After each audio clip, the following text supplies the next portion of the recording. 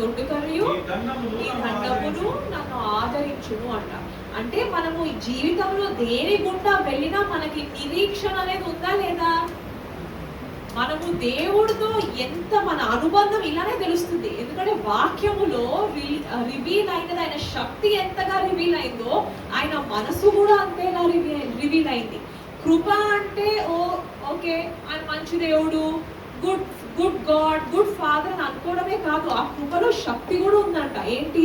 ఆయన అనుగ్రహమే మనకి మారు మనసు కలుగు చేస్తుందంట. మన క్రియలు కాదు, మన మంచితనం కాదు, మనము తప్పు చేసామా కాదు. పరిశుద్ధత ఇంపార్టెంటే, కానీ రోమీలు 6లో ఏముంటుందంటే పరిశుద్ధత అనేది ఫలము, వేరు కాదు.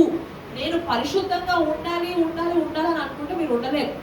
పౌలు అదే అంటాడు, నేను ఏదైతే చెయ్యాలి చెయ్యాలి చెయ్యాలి అని ధర్మశాస్త్రం ప్రకారంగా ఆలోచిస్తానో నేను అదే చేయకుండా అయిపోతున్నా. ఇప్పుడు మనుషుల స్వభావం చూడండి. నేను ఇప్పుడు 10 సార్లు మీ దగ్గరకు వచ్చి మీరు ఇది చేయకండి ఇది చేయకండి దీని గురించి అసలు ఆలోచన కూడా చేయాలంటే మనిషి బుర్ర ఏం చేస్తుందంటే మనం ఏదైతే వద్దంటామో మన బుర్ర అదే ఎక్కువ ఆలోచిస్తుంది. చేయడం పక్కన పెట్టండి, ఆలోచన అయితే వస్తుందా లేదా?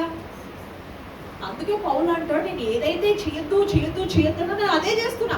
ఏదైతే చేయాలి చేయాలి చేయాలని నేను చేయట్లేదు. పరిశుద్ధత అనేది వేరు కాదు, ఫలము. ఫస్ట్ మనం ఏంటంటే కరెక్ట్ గా నమ్మాలి. ఏదైతే నమ్ముతామో దానికి వచ్చే ఫలం ఏంటి? మనం నమ్మింది. ఫస్ట్ డైరెక్ట్ ఫలం కావాలంటే రాదు కదా. ఫస్ట్ మనకి ఏంటంటే రూట్ ఏంటంటే ఇక్కడ వేరు నమ్మడం. ఏది నమ్ముతామో దాని ఫలము మనము బేర్ చేస్తాం. ఇప్పుడు చూడండి, నేను యాపిల్ గింజలు వేసాను అనుకోండి, స్ట్రాబెర్రీలు వస్తాయా? మ్యాంగో వస్తుందా?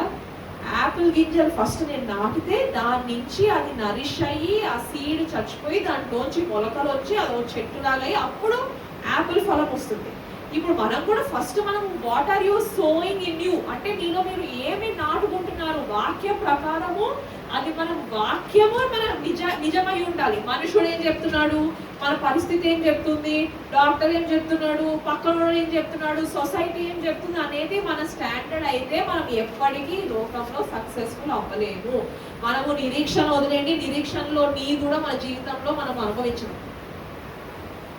ఒక మనిషికి నిరీక్షణ ఉండాలంటే అది వాక్యము మాత్రమే ఇవ్వగలుగుతుంది. సో ఫస్ట్ మనలో మనం ఏమి ఫీడ్ చేసుకుంటున్నాము, వేరే వాళ్ళు ఏం చెప్తున్నారని ఫీడ్ చేస్తున్నామా, న్యూస్ ఏం చెప్తుందని ఫీడ్ చేస్తున్నామా, వీడు వాడు పక్కన వాడు ఏం చెప్తున్నాడు అనేది ఫీడ్ చేసుకుంటున్నామా, మనల్ని మనం క్వశ్చన్ చేసుకోవాలి. అల్టిమేట్ గా వాక్యమే దేవుడై ఉన్నాడని చెప్పారా లేదా? మనము ఫస్ట్ మత్తయి ప్రకారం మనం మొదట దేన్ని వెతకాలంట? ఆయన నీతిని, ఆయన రాజ్యాన్ని. అప్పుడు సమస్తము మనకి అనుగ్రహింపబడుతుంది. ఇంగ్లీష్ లో ఏమంటుంది? Seek first the Kingdom of God and his righteousness and all things shall be added to you. అదే అధ్యాయంలో ఇది కూడా ఉంటుంది. మన పరలోకపు తండ్రికి మన అవసరతలు ఏంటో మనకు చెప్పక ముందే తెలుసంట. అవునా కదా? పక్షులు ఏమైనా చేస్తాయా? వాటిని చూసుకోడా? దానికన్నా ఎక్కువ దేవుడు.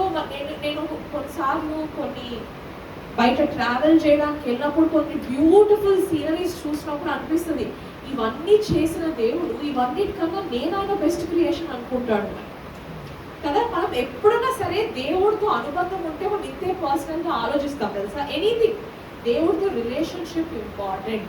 ఆ రిలేషన్షిప్ మనకి ఎలా అనుగ్రహింపబడుతుంది, ఎలా బెటర్ అవుతుందంటే వాక్యములో టైం స్పెండ్ చేయడం వల్లనే. ఎంతమంది మనల్ని ఎంత హేళన చేసి ఎంత గొర్రె గిర్రె అని ఎన్ని మాటలు అన్నా సరే, ఆ గొర్రె ఉందంటే మన మా పాస్టర్ గారు అంటుండే, గొర్రె ఉందంటే గొర్రెల కాపరి కూడా ఉన్నట్టే కదా కదా. అంటే ఆ కాపరి ఉన్నంత అంటే ఏదో చెప్తున్నా కదా, కృప అంటే మంచి దేవుడు అని అనుకోవడమే కదా. ఆ గొర్రెల కాపరి యూదా గోత్రపు సింహము కూడా. నా శత్రువుల ఎదుట నాకు విందు ఏర్పాటు చేస్తా అన్నట్టు పర్సనల్ గా తీసుకోవాలి ప్రతి వాక్యము. రేమా వర్డ్ అంటే ఏంటి? మనకు వాక్యం చదువుతున్నప్పుడు పరిశుద్ధాత్ముడు చెప్తాడు ఇది నీ కోసమే. అది మీరు ముందు 1000 సార్లైనా చదవనియండి, ఓ 10,000 సార్లైనా వచ్చిన మీరు కళ్ళ ముందు ఉండనివ్వండి. కానీ ఒక సీజన్లో అయినా ఒక పరిస్థితిలో మనము ఎవరి మీద ఆధారపడాలి? మనకి ఏ నిరీక్షణ లేనప్పుడు దేవుడి మీదే కదా. అప్పుడు మనకి ఏం నిరీక్షణ ఇస్తుందంట? వాక్యమే. అందుకే ఊరికే అనలేదు, meditate on the word day and night. ఇందాక చదివిన ప్రేయర్ పాయింట్స్ లో కూడా మనము నీటి కాలువ పక్కన ఉన్న చెట్టులాగా ఉండాలంటే ఫస్ట్ దానికన్నా ముందు ఒకటి ఉంటుంది. ఏంటి? వాక్యములో దీవారాత్రము గడపడము, వాక్యమే మన ఆధారం చేసుకోవడము. మనం ఫలిస్తూ ఉండాలి, కానీ దేవుడితో అనుబంధం ఉండదంటే అవ్వదు. కానీ మళ్ళీ ఇది కమర్షియల్ గా ఆలోచించుకోండి, నేను ఫలించాలి కాబట్టి దేవుడితో అనుబంధం. న్యాచురల్ గా దేవుడితో అనుబంధం ఉంటే మనం ఎప్పటికన్నా, అసలు మనం సృష్టింపబడిందే ఆయనతో అనుబంధం ఉండడానికి కదా.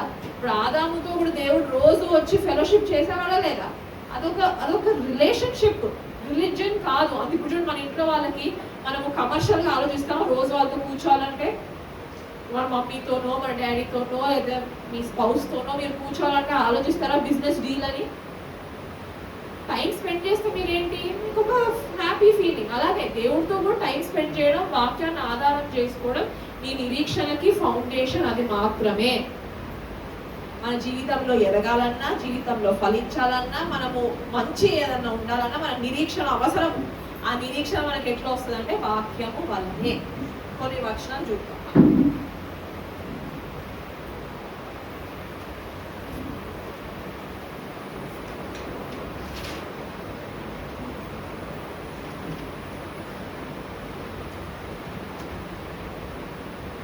Romans 5:5.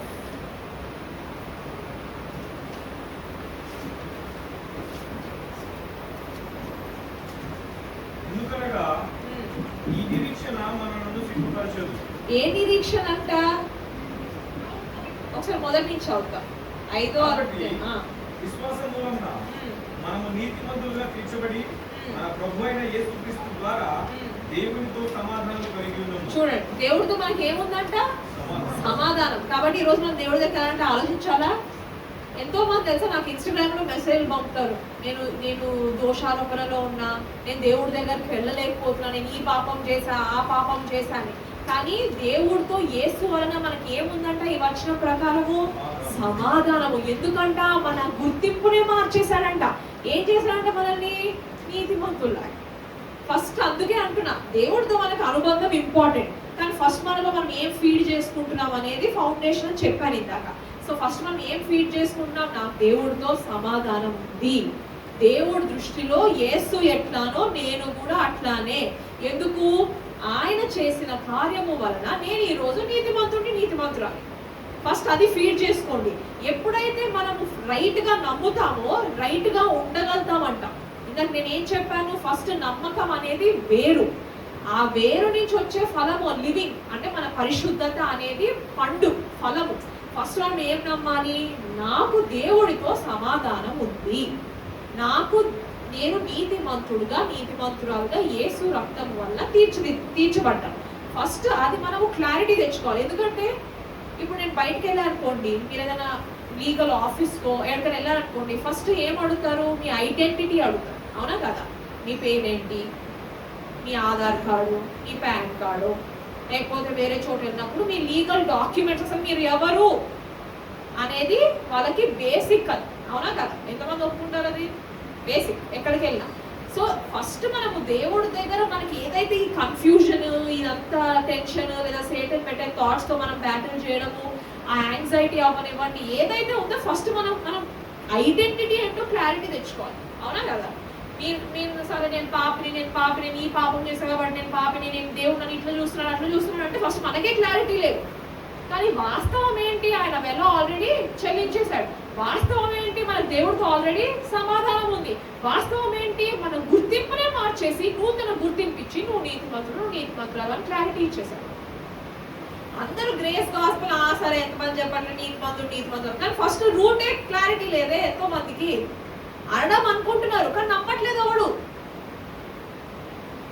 ఎంత నేను నీతిమంతుడు అంటున్నాడో నెక్స్ట్ అదే టైంకి వెళ్ళి నేను పాపం చేశాను, నేను పాపినని అంటున్నారు. సింక్ అవుతుందా?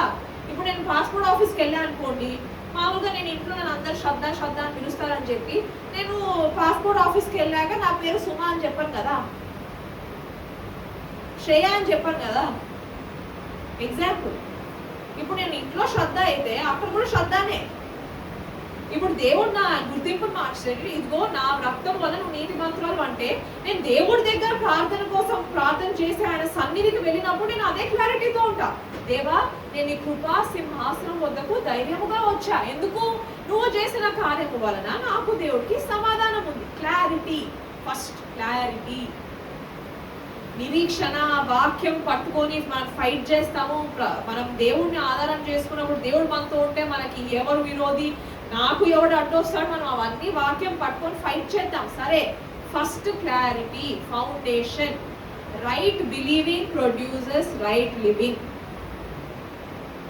మనము మనుషులు ఏంటంటే కొంతమంది ఓవర్ ఎగ్జాజరేట్, అంటే అది కొన్నిసార్లు నాకు ఓవర్ యాక్షన్ లా అనిపిస్తుంది. ఏమంటారు? ప్రార్థనకి వచ్చినప్పుడు ప్లీజ్ నేను చాలా స్పిరిచువల్ గా ఎదగాలని ప్రే చేయండి. మిగతా జీవితంలో 1000 కష్టాలు ఉంటాయి, కానీ ప్రార్థనకి వచ్చినప్పుడు ప్లీజ్ నా స్పిరిచువల్ లైఫ్ కోసం ప్రార్థన చేయండి అని అంటారు. మిగతా పక్కన పడేసి.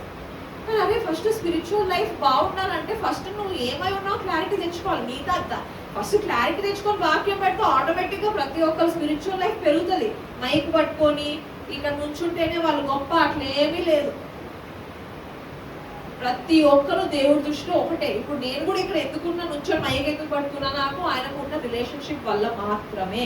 నేనేమి స్పెషల్ కాదు. ఈ రోజు మీరు కూడా ఫస్ట్ నేను అదే చెప్తున్నా, క్లారిటీ తెచ్చుకోవాలి. నిరీక్షణ కావాలి. ఈ వాక్యం ఆ వాక్యం సేటుకు వచ్చిన బుర్రలో ఈ ఆలోచన పెడుతున్నాడు, ఆలోచన పెడుతున్నాడు, ఆలోచనలు వస్తాయి. ఇప్పుడు మన తల మీద నుంచి పక్షి ఎగరకుండా మనం ఆపలేం, కానీ మన నెత్తి మీద గూడు కట్టడం నుంచి అయితే ఆపగలుగుతాం కదా, రైట్? అది నెత్తి నుంచి నేను కంట్రోల్ చేయలేను, కానీ అది నా తల మీద ఒక్కొక్కటి తెచ్చి పెడుతుంటే నేను ఆపగలుగుతా తీసేసి కదా. ఆలోచనలు వస్తాయి. ఇప్పుడు జీసస్ బుర్రలో కూడా పెట్టలేదా? పేతురు బుర్రలో పెట్టలేదా? పెట్టలేదా? దేవుడు ఆలోచనలు వస్తేనే అరే నువ్వు నాకు దూరం అయిపోవాలి, నువ్వు అర్హుడు కాదు అర్హురాలు కాదని అనడు. మనల్ని మనం అలా దోషారోపణలో నిందలు మోపుకొని మన జీవితాన్ని మనం దేవుడి నుంచి దూరం చేసుకో అక్కర్లేదు. హీబ్రూస్ లో క్లియర్ గా ఉంది, మనం ఆయన కృపా సింహాసనము వద్దకు ధైర్యముగా వెళ్ళొచ్చు. ఎందుకంటే మన ప్రతి పరిస్థితిలో ఆయన మనకి సహానుభావము కలిగి ఉన్నాడంట. సహానుభావం అంటే ఏంటి తెలుసా? సింపతి. ఎంతమంది తెలుసు? అంటే నువ్వు ఇది ఎందుకు ఇలా ఫీల్ అవుతున్నావు, అసలు నువ్వు అలా తప్పెలా చేసావు, ఆ పరిస్థితిలో దేవుడు క్వశ్చన్ చేయడు. ఆయన సింపథైజ్ చేస్తాడంట. ఎందుకు? ఆయన మనిషిలాగా వచ్చి ప్రతిదీ చూశాడు, కానీ పాపం చేయలేదు.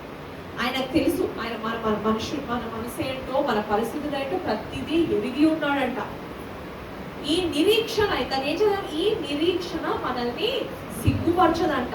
ఇది 5వ వచనం. కానీ మొదట ఈ అధ్యాయము దేంతో స్టార్ట్ చేశాడు? మనకి దేవుడికి సమాధానం ఉంది. అంటే ఈ నిరీక్షణ మనం బిల్డ్ అవ్వాలంటే ఫస్ట్ మనకి క్లారిటీ ఉండాలి. ఈ అధ్యాయం మొదటి నుంచి అదే కన్వే అయ్యింది. ఇదిగోండి, మీరు విశ్వాసము మూలముగా నీతిమంతులుగా తీర్చబడ్డారు. ఫస్టే దాంతో స్టార్ట్ చేసి 5వ వచనంలో ఈ నిరీక్షణ మిమ్మల్ని సిగ్గుపరచదు. ఏ నిరీక్షణ? మీరు యేసులో ఏమై ఉన్నారో ఫస్ట్ క్లారిటీ తెచ్చుకుంటే నిరీక్షణ అనేది బిల్డ్ అవుతుంది. ఎందుకు? కరెక్ట్ గా నమ్మడం అనేది నేను ఏమన్నాను? వేరు లేనిదే ఎవడు ఫలించలేడు కదా. ఫస్ట్ వేరు మనది ఏంటి? Right believing. గ్రేస్ గాస్పల్ ని మనం చాలా లైట్ తీసుకున్నాం, కానీ నేను ఇక్కడ గ్రేస్ గాస్పల్, ప్రాస్పరిటీ గాస్పల్ అని డిఫరెన్షియేట్ చేయట్లేదు. గాస్పల్ అనేది ఒకటే. ఆ గాస్పల్ లో వేరియస్ సబ్ కేటగిరీస్ ఉంటాయి. యేసు సంపూర్తి చేసిన కార్యం వల్ల మనకి ఎన్నో అడ్వాంటేజెస్ ఉన్నాయి. దాంట్లో ఒకటేంటి? ప్రాస్పెరిటీ, ఇంకోటి ఏంటి? హీలింగ్. అలా ఎన్నో ఆ ప్రత్యక్షత మనం ఎంజాయ్ చేయాలని యేసు వెల చెల్లించేశారు already. So there is no prosperity gospel, healing gospel, grace gospel. Gospel అనేది ఒకటే, యేసు తట్టు చూపించేది. పౌలు అంటాడు, యేసును ఆయన సంపూర్తి చేసిన కార్యము తప్ప నాకు ఏమీ తెలియదు. అంటే పౌలు నూతన నిబంధనలో 3/4 రాశాడు తెలుసా. అది ఎక్కువ పుస్తకాలు నూతన నిబంధనలు రాసిన పౌలు. కానీ ఆయన ఏమంటాడు? యేసును ఆయన సంపూర్తి చేసిన కార్యం తప్ప నాకు ఇంకేం తెలియదు. అంటే ఈ మర్మములో ఎంత లోతుందో, దాని నుంచి ఎంత దేవుడు రెవల్యూషన్ తేగలిగాడో ఇంకా మీ ఊహలకి వదిలేస్తాడు బైబుల్ చదివిన. అంటే యేసు సిలువ మీద చేసిన కార్యము గుడ్ ఫ్రైడే ఈస్టర్ వరకే ఎండ్ అవ్వదు. దాంట్లో చాలా మర్మాలు ఉన్నాయి. అది పౌలు బయట పెట్టాడు. ఇది కంటిన్యూ చేద్దాం ఒకసారి. మరియు సెకండ్ వచనం నుంచి కంటిన్యూ చేద్దాం. మరియు ఆయన ద్వారా మనము విశ్వాసం వలన ఈ కృపయందు ప్రవేశం గలవారమై అందులో నిలిచి ఉండి దేవుని మహిమను కూర్చిన నిరీక్షణ బట్టి అతిశయపడుచున్నాము. చూడండి, దేని బట్టి అతిశయపడుచున్నామంట? దేవుడిచ్చు నిరీక్షణ.